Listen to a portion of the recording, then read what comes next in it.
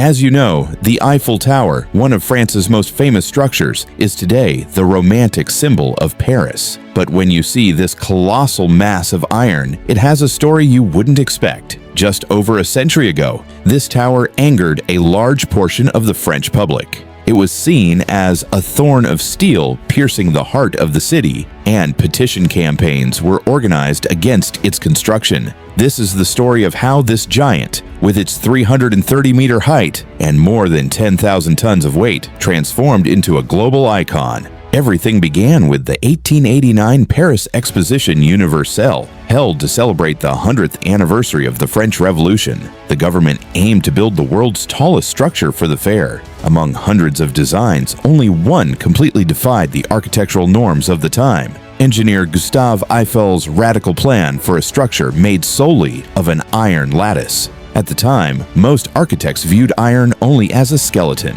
However, Eiffel was transforming iron into a work of art. He saw it as a monumental structure that would showcase the power of civilization and industry. The construction of the tower was a true engineering marvel. It was completed in an incredibly short time, just 2 years, 2 months, and 5 days. What made this possible was Eiffel's use of prefabricated iron pieces. Assembling more than 18,000 parts, each cut with a precision of 1/10 of a millimeter, was like putting together a giant puzzle. This puzzle was pieced together by more than 300 ironworkers. They faced unprecedented speed and danger for the time, working on narrow scaffolding hundreds of meters in the air. Despite everything, the fact that there was only one death from a work-related accident was an incredible achievement. As the tower rose, so did the controversy. Paris's leading artists, writers, and intellectuals declared war on the structure, calling it a tragedy and an ugly industrial smokestack. The famous writer Guy de Maupassant is even known for saying that the only place he ate at the restaurant on top of the tower was there because he could see all of Paris from it, thus escaping the sight of the ugly tower. However, despite all these protests, everything changed in an instant at the opening of the fair in 1889. Spectators were captivated by the grandeur of this iron giant, and all criticism disappeared in a flash. The tower was only meant to serve its original purpose for 20 years. It was scheduled to be dismantled in 1909, but it found a new purpose for itself: science.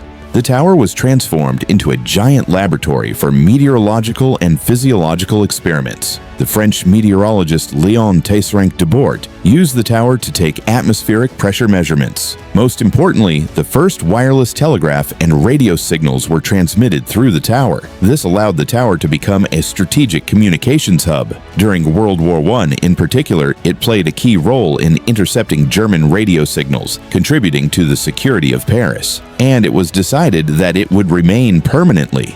The story of the Eiffel Tower is a unique example of how a once-hated project was transformed into a global symbol through determination, vision, and a timely scientific discovery. It's not just a structure, but a tangible symbol of humanity's dreams and struggles. On Architectural Stories, we'll continue to explore the hidden tales behind buildings. If you love these kinds of stories, don't forget to support us by subscribing.